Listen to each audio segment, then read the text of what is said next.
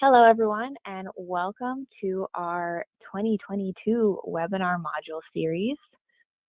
This is our monthly modules that we do the first Tuesday of each month. And today, February 1st, 2022, we're going to talk about the Client Advocacy Guide.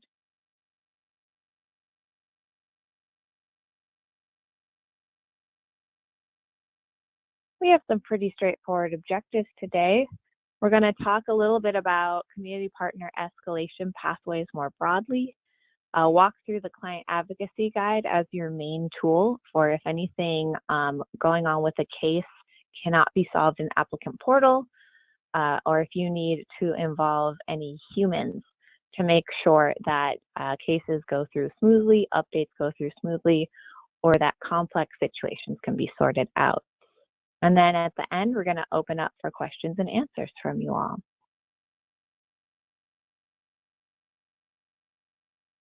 I'm going to set the stage for us, which is that this module focuses on things that happen after an application has gone in or after someone has benefits, and then maybe they need to report a change or something like that. Most of the time, an immediate and correct eligibility determination comes back at you from the one system if you have put in a one application. We do recognize, however, that the automated processes in one applicant portal are very smart, but not capable of doing absolutely everything. And there are times when a human touch is needed. And there are pathways that we have built for our network in order to make sure you have multiple ways of resolving issues as they arise in your day-to-day work when you're helping people get and use their OHP coverage.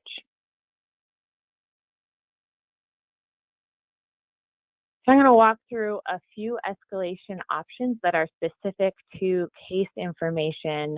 You have personally identifiable information. This is a family, a household, an individual that you are helping, and you want to tap some ODHS or OHA staff to get help. First step is to see what you can learn on your own.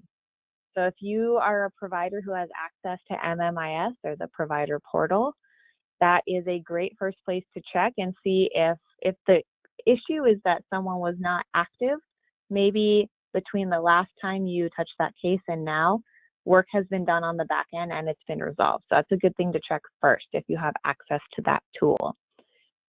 All community partners can check their applicant portal for correspondence, any open pens or requests for information, or other clues about what might be going on with a case, and if there's anything that's needed from the member or from you in order to resolve that, versus something that needs to happen with a worker over at the One Customer Service Center. So that is what we recommend as your first step.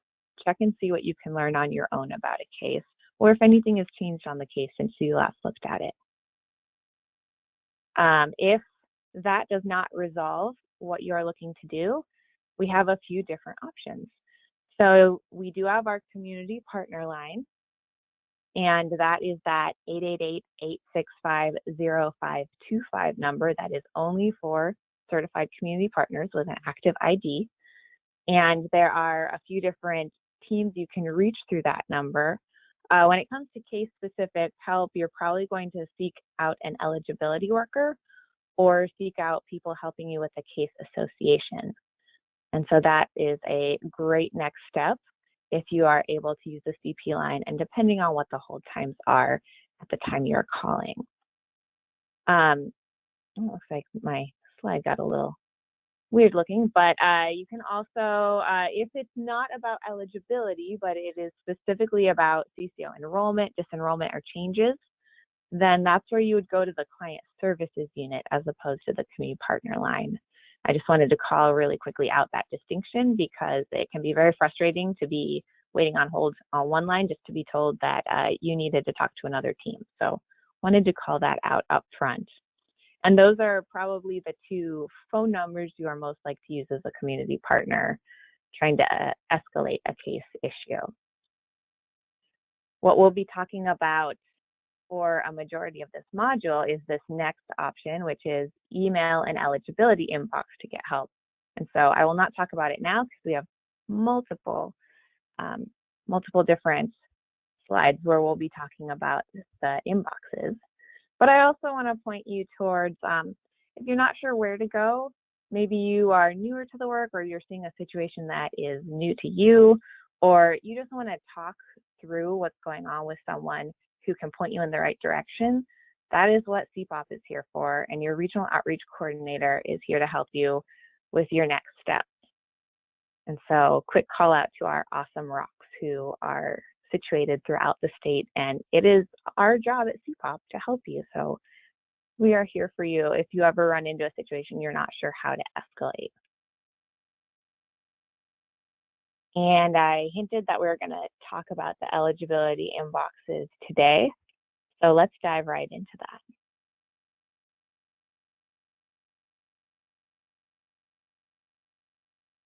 We're going to go through the client advocacy guide, and I'm going to pop up that document so we can look at it together. But before we do so, I wanted to talk about a few helpful tips and tricks for making the most out of this guide.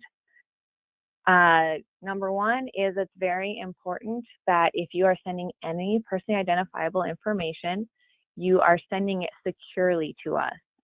So you can either start a secure email through our secure server, or you can always request a secure email from the team you are seeking to reach. They should respond to you with an encrypted email that you can use. I would say, I'm going to put this up next because this ties to the secure email protocol, is when we send secure emails, the subject line is not secured. That goes through without that extra encryption. So make sure no identifiable information about the case is in the subject line. That includes people's names. It includes crime numbers, social security numbers, case numbers, anything that might point a third party to exactly who that person is. We want to avoid that. So instead of that, we recommend using something that's going to be unique enough that when you get an email back about it, you know which case it is. So if they're all titled the same thing, then it can be really hard to figure out which case someone is worked or has responding to, as long as you avoid that identifiable info. We found things go through most smoothly if you attach a 6610 to your email, a signed 6610, a completed one. And that is that authorization for community partner help form, also known as the consent form. There's a surprising number of times where there isn't any proof on the worker side that someone has been associated or has that authorization to work on a case, and that can create some unnecessary back and forth as they ask for clarification, because they can't give you any case information unless they know for sure that you have that the client has given you consent to do this work on their behalf. So when in doubt, please always attach that 6610. It'll make things go through a lot more smoothly. We also ask that you not mix and match cases in emails. So if you want to do follow-up on 2 different cases, please send them in 2 different emails. And that's so that we can help the workers with their workload and also make sure that you never end up with something that is sort of half completed. So that is something we have noticed will also make things go through a lot more smoothly for all parties. I also recommend we have a fairly straightforward template that we have streamlined even more in our newest version of this guide. So I'm going to advocate today for the use of that template whenever possible, because it's really going to help us all make sure we have the information we need. It can be pretty hard when the workers don't have what they need to take action.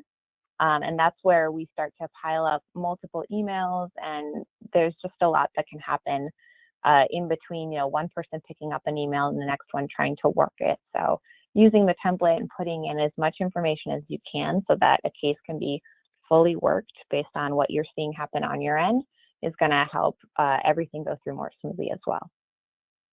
And then finally, double check and explain in the body of your email why you are attaching any attachments.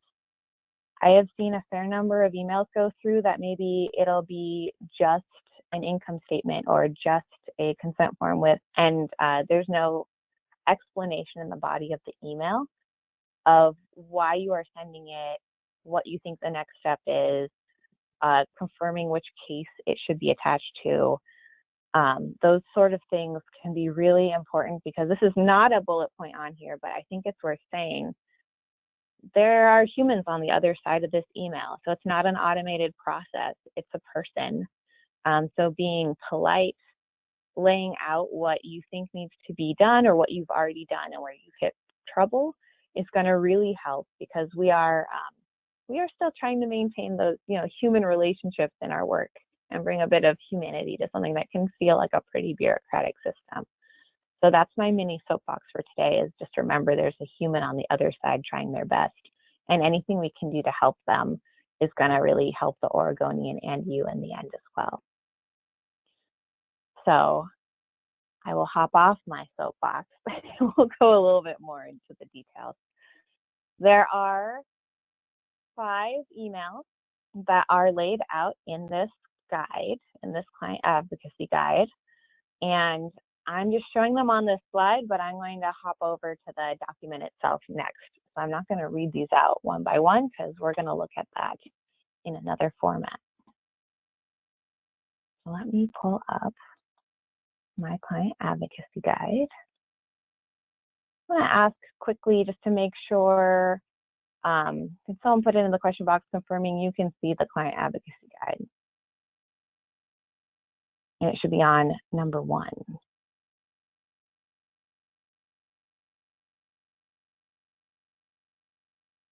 Awesome. Thank you so much. Thanks. Oh, I'm sorry, Christina. We haven't even introduced ourselves. I got so excited about the client advocacy guide. Do you want to say Don't hi? worry. No, don't worry. Move forward. Yeah. Okay. All right. We're going to continue with our content. So now we're in the client advocacy guide.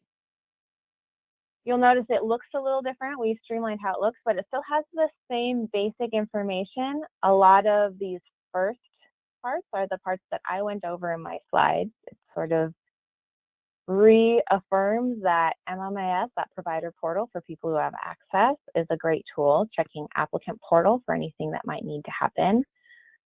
For those of you who are asking about the community partner access line, it is built into this guide, so you will have it at your fingertips if you have this guide in front of you. It also goes into how the phone menu currently works for this community partner access line. It has some helpful tricks on making sure you are getting to the right team when you are calling in that phone number. We also have a One Customer Service Center feedback template, and I will touch back on that at the end of our presentation today. So we've laid out the alternatives to emailing, and then we do affirm that emailing is it's a way to get information in, especially if those phone times are high, or if it's something that you think will be best laid out in writing.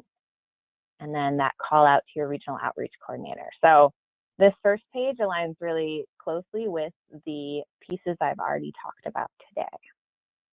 And so we're going to spend a bit more time on the next couple pages.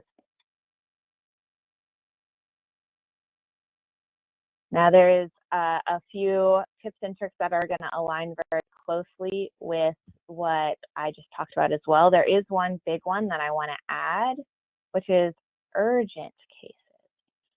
So if there is medical urgency on a case and you are emailing about it, putting the word urgent in the subject line is going to pop up the priority on that email so that it will be worked same day, next day, instead of on that longer timeline, which is in the order they're received.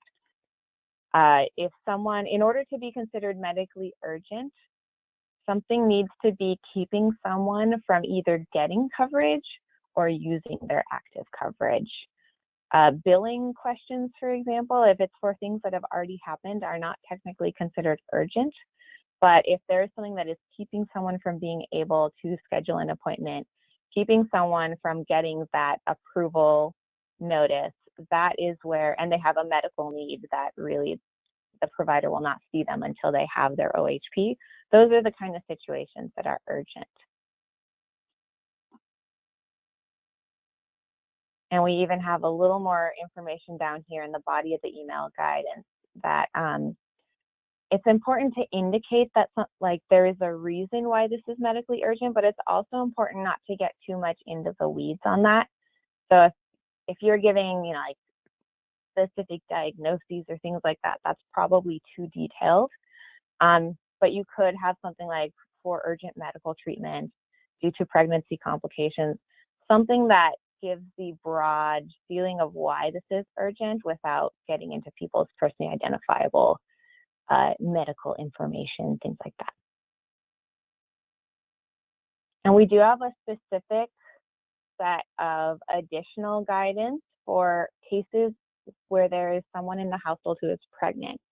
And this is feedback specifically from the workers who are working those cases. They've found they've hit snags when they don't know who in the household is pregnant.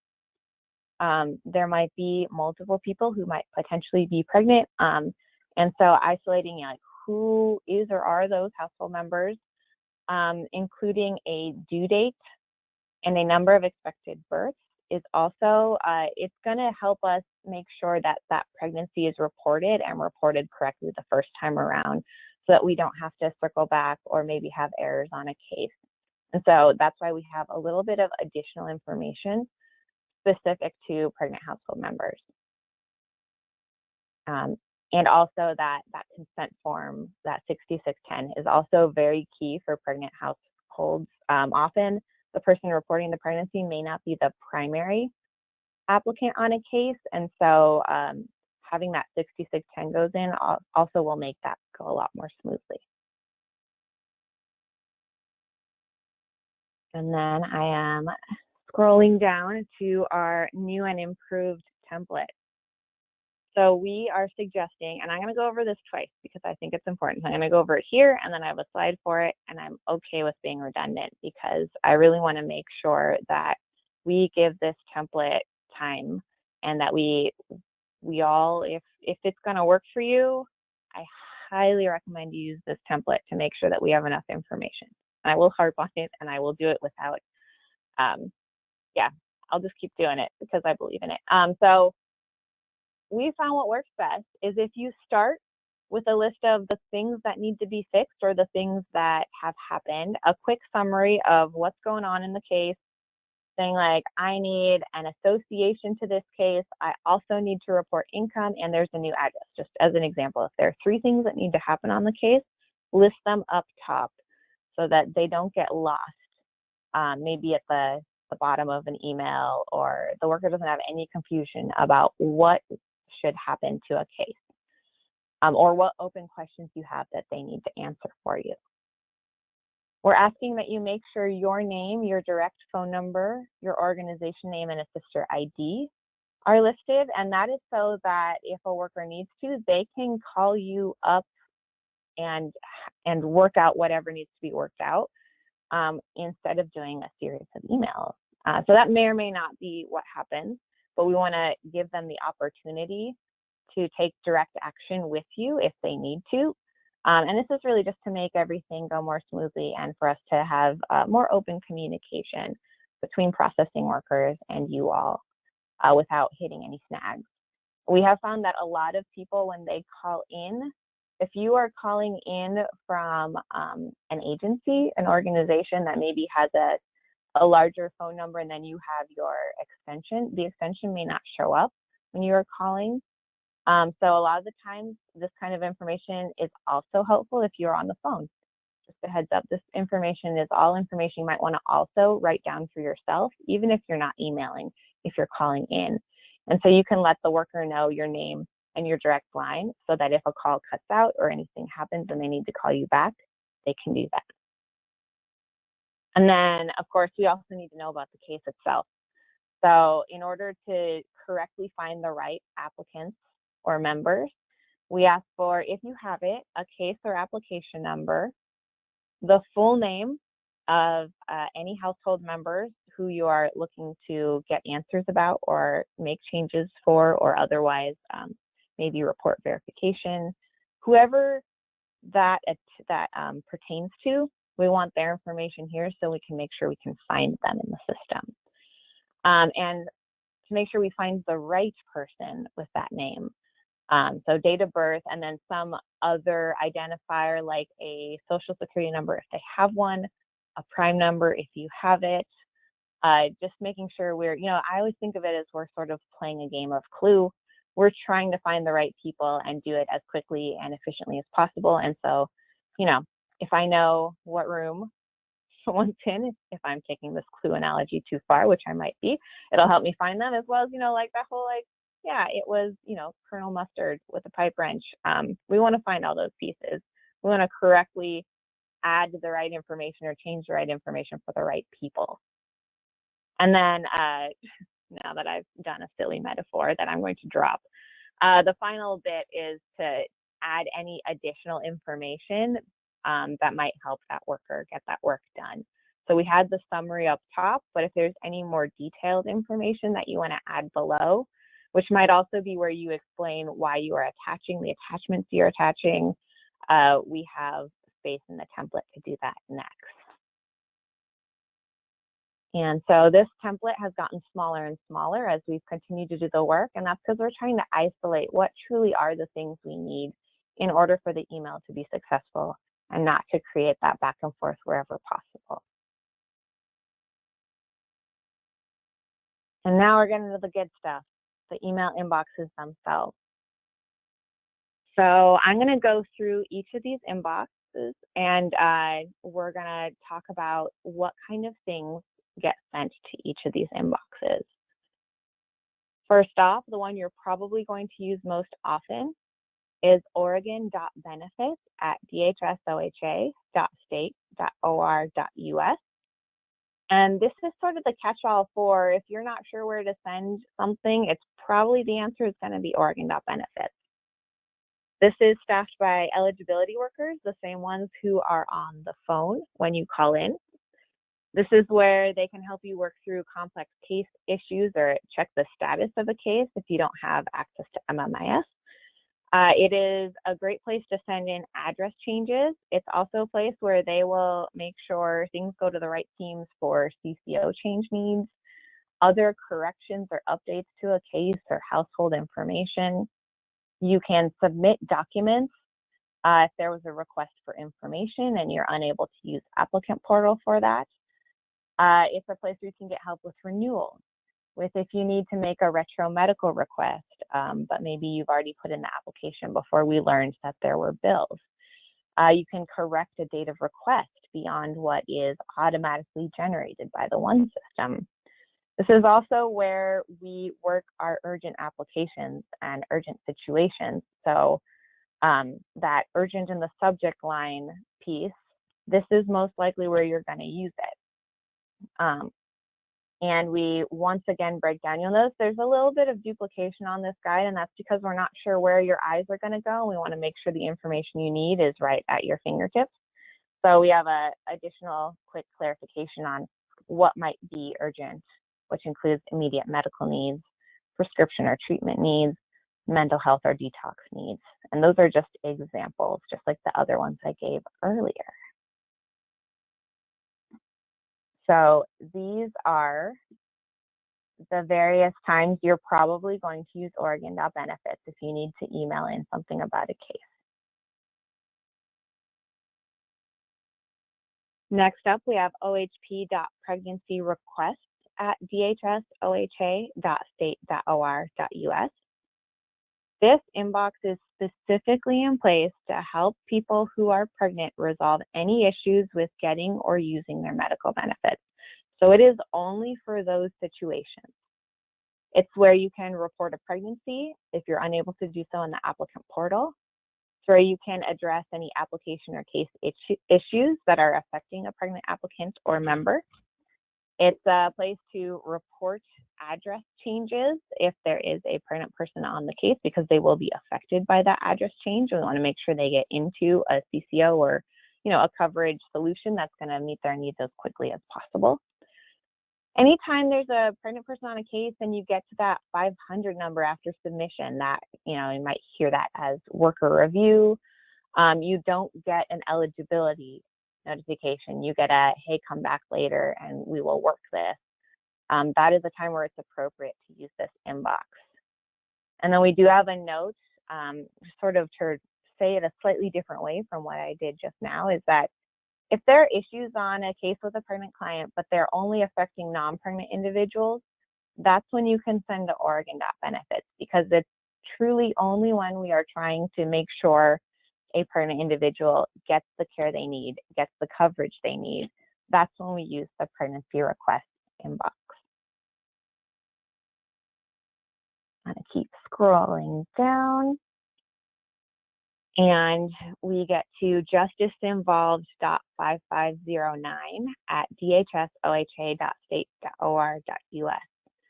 For those of you who have been doing this for a while, maybe you've been a Justice Involved Assister for a while, please note that this email address changed January 1, 2022. So this is a new email address, but it's used exactly the same as the one we used in the past. This is where Justice Involved Assisters, and those are assisters who are working very closely with, or they are employed by, a correctional institution of some sort.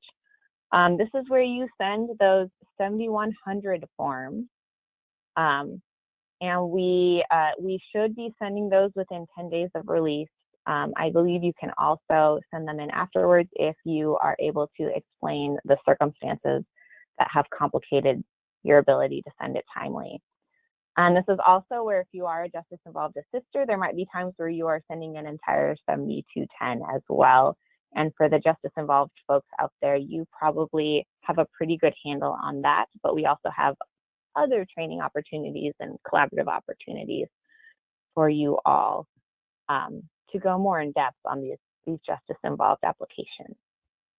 But here's your handy list of what the email is and what you can send it. So we have made sure to update that on this document as well. Another inbox that has recently changed names but is doing the same work as before is refugee.5509 at dhsoha.state.or.us. And if you are working with refugees, you have the go-ahead to email refugee applications directly into this inbox, or other urgent issues or inquiries that relate specifically to people who are refugees and seeking OHP or need to make changes to their medical. So that is the refugee inbox. New name, same great service.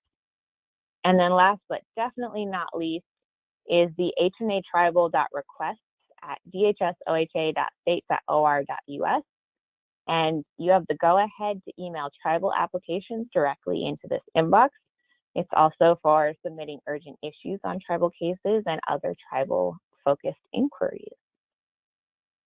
And that is the entirety of our client advocacy guide. I know we did a pretty quick run through of it, but I hope it was helpful. This will be a part of the next update to the Getting Started guide. And I'm going to check in with our team to see about where else this may or may not be posted, but just know that for now, I do have a copy of it in the handouts for this webinar right now. I see there are a few questions, but I'm also going to go through the slides I have really quick, and then I will open it up for questions. So thank you all. Whoop, I got ahead of myself. That was the walkthrough. We just did it. And I warned you I was going to talk about this again. So I'm putting it up here because I do think it is important. This email template is going to help you have success whenever it comes to emailing in case information that needs any action taken on it. And in fact, I think there were some questions about, additional pieces of the template for sort of specific needs. I saw a question about, so for clients requesting a different CCO, I see Anna Christina has put some great stuff in the chat. Highly recommend, if people are requesting a different CCO and there's any urgency at all to it, that first you try calling Client Services Unit at 1-800-273 0557, because talking through the situation with client services unit is going to make it clear what the options are for timeline and CCO options in a way that an email is probably not going to be able to. But if you are needing to email a CCO change request, it is helpful to add in addition to what we have here, add in the CCO someone is currently on and the CCO they're requesting. And if there's any specific, like a medical reason why, or it's because they're tribal, like that kind of information can help. But know that ultimately it's up to the client services unit to decide whether and when it is appropriate to change CCOs. So we are asking, and it may or may not be granted based on a very complicated set of rules that I can't go into today. But that is helpful information to include if a CCO change is part of what needs to be changed. We have to know which one people want. And then, it's always a request that we see if we, like, how well we can meet it and how quickly we can meet it. And I do see a comment, which is true. Client services will only talk to you after you have been associated with the case. And that is true because until someone at the state knows that you've been given consent, we can't take things like a CCO change request from you as a community partner. So a lot of our work is really based on that 6610, and that includes CCO changes. So you may want to send an email in advance of calling client services unit and get associated, or you might have to call two numbers, which is to call the CP line, get associated, and then call client services unit. And that's how the business processes have been written out. And I think they've been going pretty smoothly, but would always welcome your feedback because you all are the folks who are the experts in what is working and what is not for our processes. Whew. I talked a lot about that. I see a question about what is a prime number. A prime number is a unique set of numbers and letters that is given to people who are interacting with our eligibility system.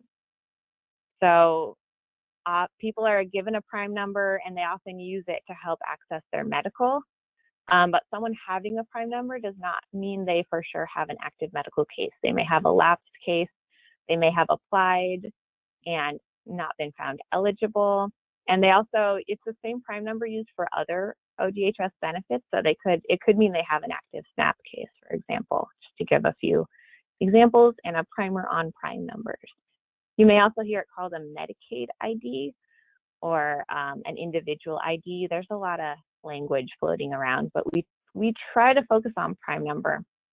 And I honestly don't know how we got to that phrase. So now I'm intrigued, and I might go look that up separately, but I don't have the answer. I'm going to check through the questions and see if any of the other ones relate to this template, or I can somehow tie it to this template.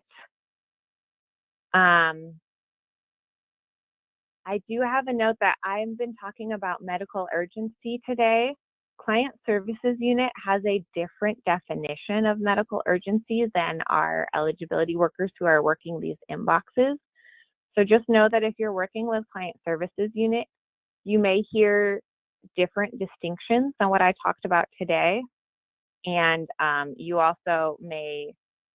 you may be asked for more specific medical information from client services unit than from our eligibility teams. And I believe we had a module on this, so I will go see if I can find that link to send it to you all as part of my follow-up, because there was a lot of good information on there that would take me some research and a long time to give it as eloquently as it was in that setting. So I'm going to take a quick note to myself and look back through at the questions.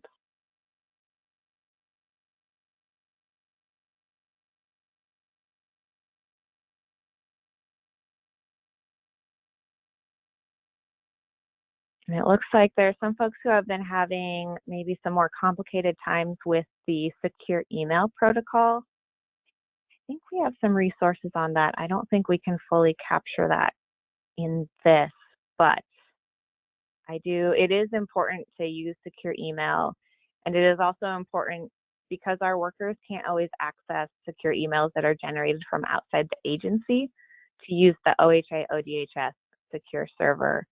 Otherwise, often we do not have success, and that can get pretty complicated pretty quickly. I think those are the questions that relate to this topic. I see Anna Christina is hard at work giving great answers as well, so thank you so much. I have just a couple more slides to go, in fact, really just one, which is that sort of along the lines of client advocacy, there is a note in the client advocacy guide, and you saw the version I showed you had a big X for the page number because we're still finalizing the Getting Started guide. But another part, I believe, of the Getting Started guide includes a one customer service center template for either giving kudos or coaching. And so if you have a great or not so great experience working with someone at the one customer service center, we do have a template that you can use to escalate issues or alert people of someone who's going above and beyond and been really awesome. And your regional outreach coordinator will make sure it gets over to those folks' management over at the one customer service center for appropriate coaching or kudos. So while this topic today was not specifically about that, I did want to call that out as well, because it's often we at CPOP don't know what's working well or not until we hear it from you all. And so we really do rely on our network to help us figure out where we need to maybe push for changes, or maybe let people know that they have been doing a great job and they should keep doing that great job. Because to go back to what I said before, we're all humans. We're humans talking to humans when we're emailing or calling. And so it's just as important to let people know when things are going well. I think we often focus on what's bad. And so I just want to offer that as a tool for you all. And I see people are interested in getting a copy of that form. So I'll see if I can track it down either in an aggregated format or as a standalone. So thank you. I'm going to go ahead and click to the questions because we have snuck into questions early. All right. Yeah, I do have something to share about. There was, on the last version of the client advocacy guide, a newborns inbox that we have since gotten clarity from our friends over at different parts of ODHS and OHA that is a provider tool, not a CP tool. So if you were using the newborn inbox and you are a provider, then you can probably keep using it. Sort of like we have a newborn notification form, it's a provider only form. We've gotten some clarity over the past year about it really is best to put newborns into the applicant portal if you are able to, and we have a guide for that as well. But just know that if you have a newborn situation that needs that human touch, newborns are considered urgent. You can call, you can email. We just don't have a specific newborn inbox unless you are wearing your provider hat. And I know that as community partners, a lot of us are wearing multiple hats. Might be provider, might be specific in billing, might be community health worker. And so I just ask that you switch your provider and your community partner hats on and off to make sure we're making the most of our resources in a way that is not going to overstress our systems. And so that was one thing that we have been told to remove the newborns inbox from our guide. And so we have, and we're working closely with ODHS to work on ways to make newborns, even the automated processes, work better. But just know that is something we are working on. And if you have any specific questions, concerns, or want to let me know anything about how newborns are going, please reach out to me because I want to help make sure that newborns get added into OHP as quickly, efficiently, and seamlessly as possible. So that's something I do care strongly about. I said I wasn't going to get on a soapbox again, and I keep doing it. But I hope that answer helps. For those of you who have noticed that we did take an inbox off of our guide. And I will also work to get that kudos and coaching form out to everyone. I see some notes about that. And I'm going to pause for one last final set of questions. Hopefully we have answered most. I mean, hopefully we've answered all of them, but I know that sometimes it can be kind of hard to keep up with our questions box when people get really engaged. Jessica? Yeah. Is there any possibility, since there's a lot of questions being asked in regards to obtaining information on different documents that we have, since the Getting Started Guide it's in revamp, and so we don't have the most updated one, could you maybe like provide a tour of where they can get these forms? In the Getting Started Guide? Yeah. And that way it's maybe a little bit easier for them. I am wondering, Anna Christina, can you help me find the most recent Getting Started Guide?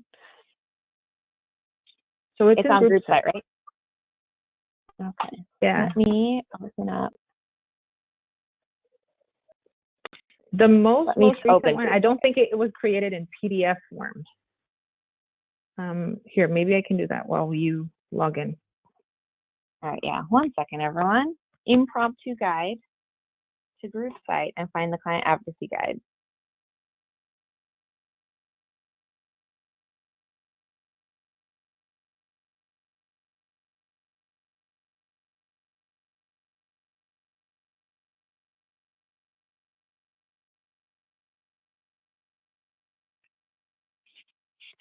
All right, I've just logged into group site.